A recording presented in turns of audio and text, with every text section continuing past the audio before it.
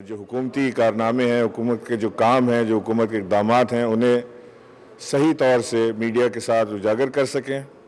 اور ان کی جو میڈیا کے ساتھ اپنی ایک ریپیوٹ ہے، جو ایک ریپوٹیشن ہے میڈیا کے ساتھ، جو ان کے تعلقات ہیں، اس سے استفادہ حاصل بھی حکومت کر سکتی ہے۔ تو میں مبارکباد دینا چاہتا ہوں فواد چودھری صاحب کو کہ وہ سائنس اینڈ ٹیکنالوجی کی وزارت کو خیرباد کہہ کے دوبارہ انفارمیشن منسٹر بنے ہیں، اور یہ کام ویسے بائی دا وے انہوں نے بادل نخواستہ کیا ہے۔ ان کا بڑا دل لگ گیا تھا سائنس اینڈ ٹیکنالوجی میں، وہاں نئی نئی انوویشنز کر رہے تھے، وہاں پہ بھی بڑے انہوں نے کارنامے کیے ہیں، لیکن یہاں ان کی زیادہ ضرورت تھی تو وزیر اعظم نے انہیں یہاں بلایا، تو میں مبارکباد دینا چاہتا ہوں۔ دوسرا یہ کہ کل میری وزیر اعظم سے ایک تفصیلی نجی ملاقات رہی، اس میں جو کچھ باتیں میں آپ سے شیئر کرنا چاہتا ہوں۔ نمبر 1 یہ کہ جہانگیر ترین صاحب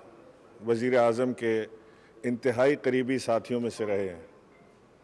اور آج بھی میں سمجھتا ہوں کہ جو وزیر اعظم کی ساتھ جہانگیر ترین کی دونوں طرف سے جو محبت ہے، وہ شاید ہی پارٹی میں کسی اور کی جہانگیر ترین کے ساتھ اس طرح کی رہی ہو۔ وزیر اعظم صاحب کو انتہائی افسوس اور دکھ اس بات کا تھا کہ جو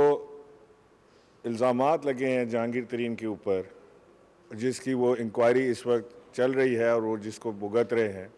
اس کا وزیر اعظم کو دکھ ہے، لیکن وہ یہ جانتے ہیں کہ جہانگیر ترین صاحب اس انکوائری کا الزامات کا اسی طرح سامنا کریں گے جیسے کہ اپوزیشن کا کوئی شخص سامنا کرتا ہے، اور یہ کام کرنا جو ہے یہ ہر ایک کے بس کی بات نہیں ہے۔ جہانگیر ترین صاحب اور ان کے جو دوست، جہانگیر ترین صاحب تو نہیں، ان کے جو دوست رفقا جو وزیر اعظم صاحب سے ملاقات کے لیے آئے تھے، اس میں وزیر اعظم صاحب نے بالکل صاف ان کو یہ بات بتا دی تھی کہ وہ یہ نہیں کر سکتے کہ کسی ایک کے ساتھ جو اپوزیشن میں ہے اس کے ساتھ فرق سلوک رکھیں اسی الزام پہ، اور جو اپنے دوست ہو اس کے ساتھ فرق سلوک رکھیں کسی الزام پہ، اور مجھے امید ہے کہ جہانگیر ترین صاحب یہ بات اچھی طرح سمجھتے ہیں۔ اب یہاں پر معاملات یہ ہیں کہ علی ظفر صاحب کو لگایا گیا ہے جہانگیر ترین صاحب کے جو شکایات ہیں، معاملات ہیں، انہیں دیکھنے کے لیے، اور ایف آئی اے کی جو دیگر اداروں کی جو انکوائری چل رہی ہے انہیں دیکھنے کے لیے، اور ایک جامع مکمل رپورٹ جو ہے وہ وزیر اعظم کو سبمٹ کریں گے۔ علی ظفر صاحب کے اوپر جہانگیر ترین صاحب نے بھی اعتماد کا اظہار کیا ہے۔ میری خود جہانگیر ترین صاحب سے بات ہوئی تھی، وہ he was happy with it, انہوں نے کہا جی مجھے بس ایک نیوٹرل آدمی چاہیے۔ علی ظفر صاحب جو ہیں وہ ایک ویل نون لائر ہیں،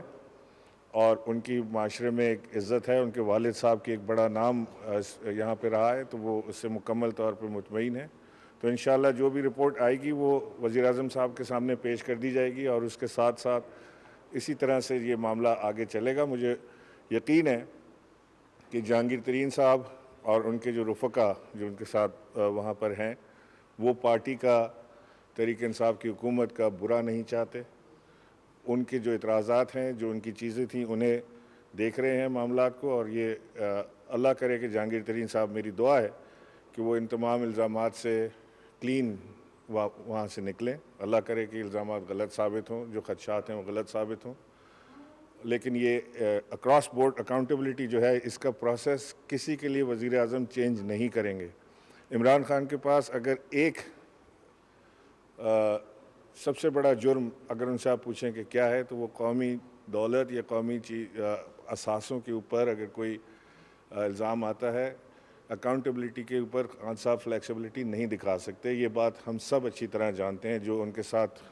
کام کیا ہے، جو پرانے رہتے ہیں، سب اس بات کو اچھی طرح جانتے ہیں۔ وزیر اعظم صاحب اس وقت اکانومی پہ فوکس ہیں۔ اکانومی ملک کی جو ہے وہ بہترین جا رہی ہے، ایکسپورٹس ہماری بڑھ گئی ہیں، ریزروز ہمارے بڑھ گئے ہیں، اور ہمیں اس وقت کسی قسم کی ڈسٹربنس نہیں چاہیے۔ معاف کیجیے گا،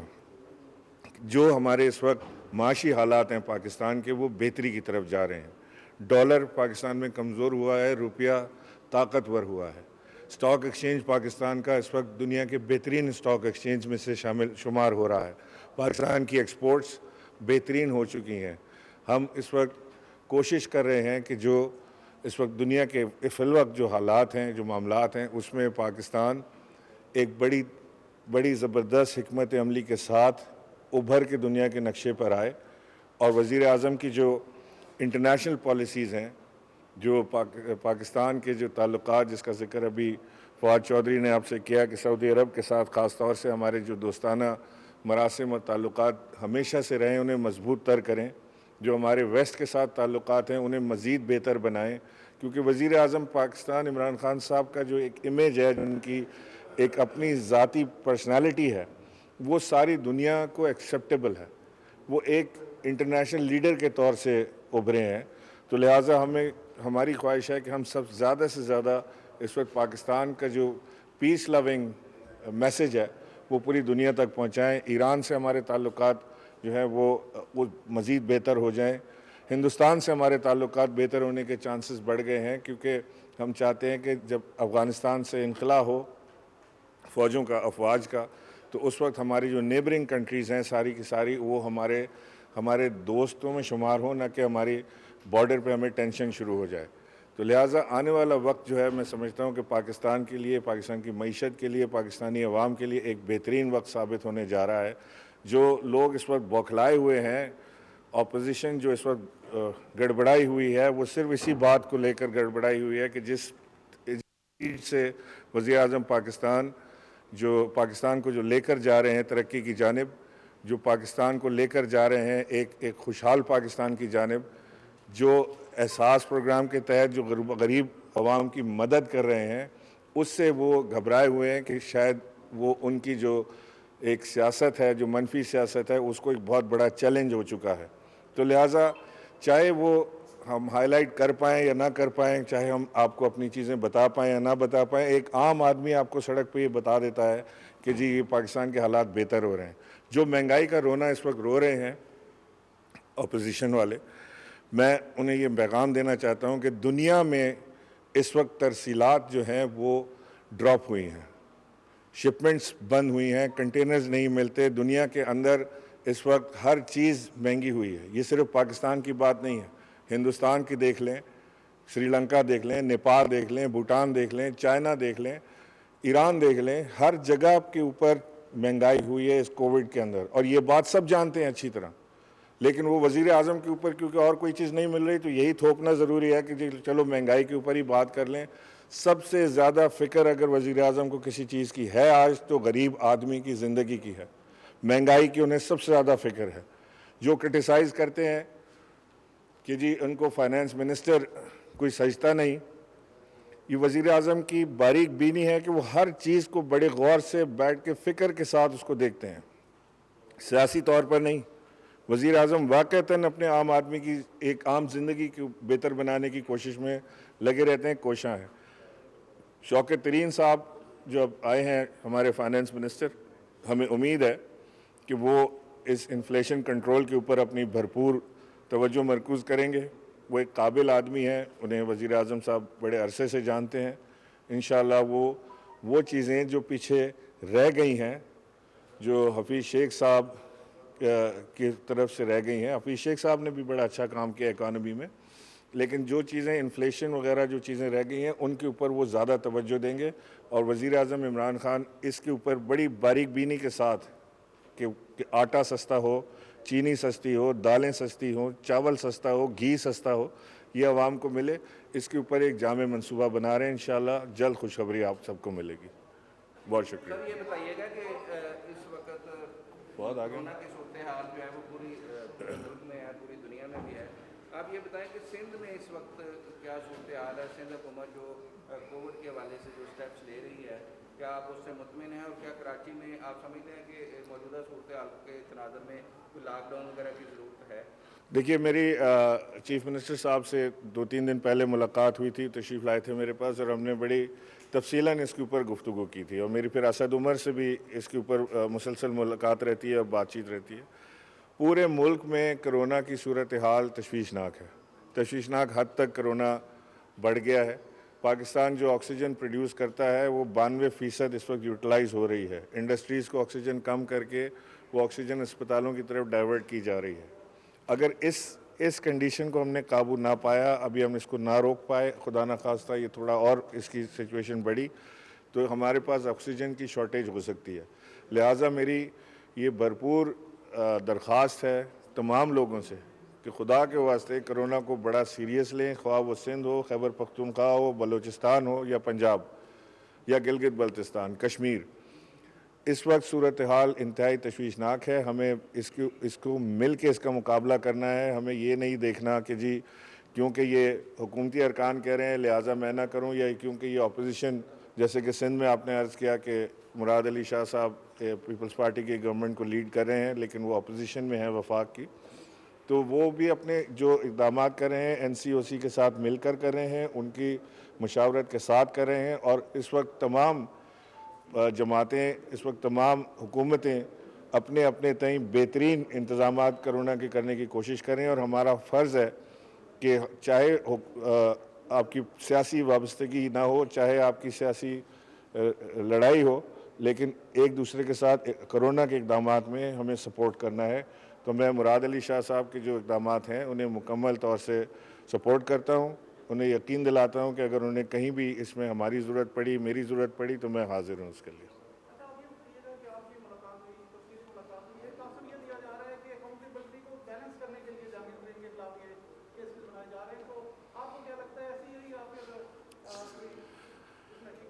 دیکھیں جو کیا بیلنس کرنے کی ضرورت ہے، آج سے پہلے کبھی کسی نے بیلنس کیا کسی حکومت نے؟ وزیر اعظم عمران خان کبھی بھی یہ زیادتی نہیں کریں گے کہ اگر وہ ایک آدمی چور ہے تو اس کو پکڑنے کے لیے وہ ایک شریف آدمی کو پکڑ لیں کہ جی اس کو بھی پکڑ لو تاکہ یہ بیلنسنگ ایکٹ لگے۔ یہ عمران خان سے توقع نہ رکھیں۔ عمران خان وہ شخص ہے جس نے زندگی بھر سخت سے سخت فیصلے کیے ہیں اور آج بھی وہ بڑا سخت اور کٹھن فیصلہ کرنے کے لیے تیار رہتے ہیں، تو لہٰذا کوئی شخص یہ اپنے بات ذہن میں نہ لائے کہ کم از کم وزیر اعظم کی حد تک تو میں آپ سے کہہ سکتا ہوں کہ وہ کسی صورت بھی کوئی بیلنسنگ ایکٹ کے لیے کسی شریف آدمی کو یا کسی غلط چکر میں پھنسا کے بیلنسنگ سیاسی ایکٹ کرنے کے لیے ایسا کبھی بھی عمران خان صاحب نہیں کریں گے۔